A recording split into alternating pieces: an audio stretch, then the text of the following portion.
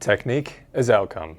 Good morning, coaches. Today I'm going to be talking through a way in which we can approach how we think about technique in terms of skill acquisition that is going to provide more stability, more adaptability, and overall better outcomes for our players. So recently I posted a Substack article called Technique as an Outcome rather than as a starting point. Oftentimes we think about how players can mechanically move their bodies to navigate the ball in dribbling and passing and shooting, and how those things need to be manifested in our players before they can step into game situations. And rather than viewing that technique as we need to do this first, I'm going to show how in our practice design, how can we recognize that technique comes as a consequence or as an outcome of how they have to navigate the player space. So what we're looking at here is an in-game situation with our 6 defending, and our focus points are 10 and our 7. And so we're in the attack phase. We are using the principle of trying to break a line with 2v1 combinations. And so our sub-principle, how can we exploit outside spaces using 2v1s with our 10 and our 7 against the goalkeeper, the 2, and then we'll bring in the 6 here in a minute. So what we're going to do to start out real simple, we have our 7 on the width, we have our 2 defending, we're going to ask our 2 to stand right here, and we have our 10 on the ball, and we're simply going to ask our 10 to make a pass to the 7, and then we're going to say, I would like you to make an arcing run around the outside, an overlapping run, and then 7, your job is how can you use this overlapping run to exploit the space, how can you get in behind the 2 to ultimately create a chance and hopefully finish. So we know in this situation that we are asking them to do something that they're going to have to explore. We're not telling them this is how you should do it. We're not telling them this is exactly what the timing should look like. This is how the technique should be. We're not asking them to do a specific thing. We're asking them to explore. And what's going to happen is both the 10 and the 7 are going to recognize that there are certain ways in which they can do this more effectively through how they navigate where the defender is, how they are situated together, and what that run looks like in terms of timing, because the faster the run is going to create a situation in which the ball needs to be played differently.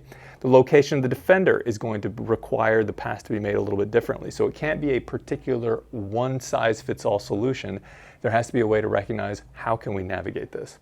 So after a few iterations, we might notice a couple issues where, let's say, for example, which is what I noticed with some of our players, the pass being made from the 7 to the 10 when they were overlapping was played 2 feet. So this run is being made around. There's a good arcing run around. They've gotten space into which they can receive a pass, but the pass comes to feet, and now that 10 has to slow down, stop, which allows this 2 to recover, get in behind, and delay. And so what happens if we, instead of making that pass to feet outside 7, what happens if we try to play into that space with a slightly different angle? And what are we going to see?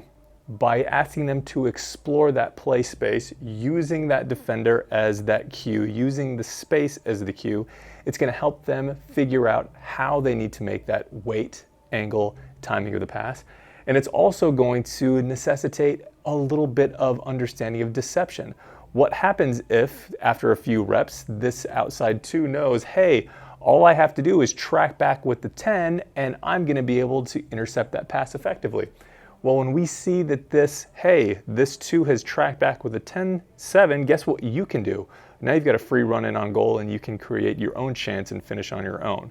So by navigating this player space based on the constraints around them, the players are going to necessarily have to figure out how can we make good timing with our runs, with our passes, how can we create the kinds of angles we want to navigate, how we can get around the corner with this defender in play.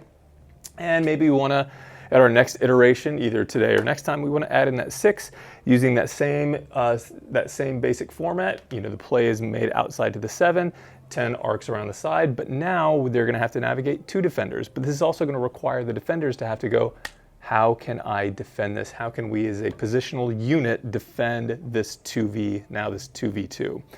So this does do that third thing which I mentioned, which is gives overarchingly better outcomes for all players, because not only are our focus players, our attackers, the 10 and the 7 being coached, but now our defenders are also having to navigate how they can effectively defend that exact same thing.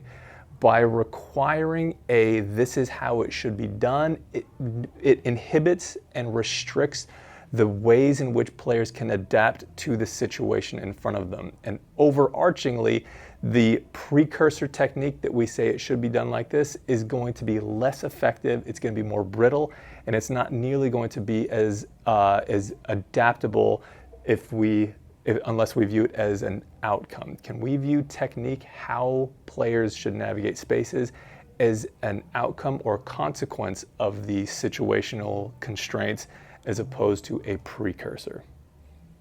Technique is outcome. Cheers.